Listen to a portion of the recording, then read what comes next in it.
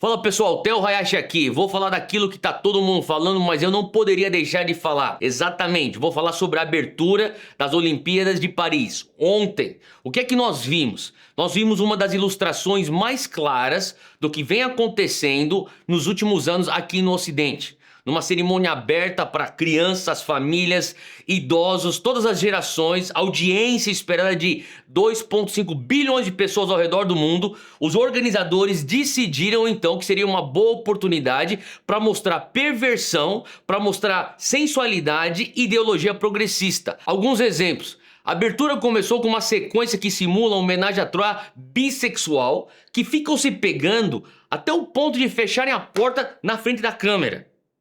Você tá tendo criança assistindo esse tipo de coisa. Também contou essa abertura com uma espécie de desfile de moda com transexuais e drag queens desfilando. Tô falando aqui de família, isso aqui é pra ser um evento de família. Porém, a cena mais icônica foi a sátira feita com o famoso mural A Santa Ceia de Da Vinci. E a pintura que representa um dos momentos mais marcantes da vida de Cristo e da nossa fé cristã foi recriada com diversos representantes da comunidade LGBT emulando serem discípulos e o próprio Cristo no centro, representado por uma que parecia ser uma mulher acima do peso. E eu fico pensando, que escândalo é esse? Com tudo isso, 3 reflexões para você, cristão, para você, jovem evangélico. Número 1, isso aqui é uma blasfêmia contra Cristo. Não há nenhuma explicação que consiga esconder que isso aqui é um ataque direto à nossa fé, o cristianismo. Estão blasfemando explicitamente contra a pessoa de Jesus. E esse tipo de ataque demonstra claramente como essa agenda progressista, esquerdista, liberal se opõe diretamente contra o evangelho. Não é só político, é em relação a sistema de crenças. Porém, isso também demonstra que o espírito que atua por trás dessa agenda está cada vez mais palpável do que você imagina. O apóstolo Paulo fala lá em Efésios 6, porque a nossa luta não é contra sangue nem carne, e sim contra principados, potestades, contra os dominadores deste mundo, as forças espirituais do mal nas regiões celestiais. Eu não estou atacando as pessoas que estão lá, a pessoa em si, mas sim estou atacando o espírito que está atrás dessas pessoas que estão usando pessoas e essa agenda. Isso aqui não é só um ataque natural, mais do que isso, é espiritual. Isso é número 1. Agora, número 2, o cristianismo é o alvo principal dessa ideologia. Alguns pensam, é política, não é, é espiritual, tem a ver com cosmovisão. Diante disso, em algum ponto, precisamos questionar por que os representantes dessa agenda se sentem livres, sem nenhuma inibição de atacar cristianismo dessa maneira. Por que não estão atacando Maomé, o Islã, ou o budismo, o hindu, que tanto já tem invadido já a Europa? Não, mas tem que atacar os cristãos. Por quê? Bom, Mateus 5 já vai dizer, Jesus fala, amem os seus inimigos, orem por aqueles que os perseguem, para que vocês venham a ser filhos de seu Pai que está nos céus, porque ele faz raiar o sol sobre os maus e bons, derrama a chuva sobre os justos e os injustos. Gente, isso aí já era previsto. O cristianismo é fundamentado nos ensinamentos das palavras do homem que disse isso, Jesus Cristo, Deus, Filho. Ele que não revidou nem atacou os seus inimigos, mas o amou.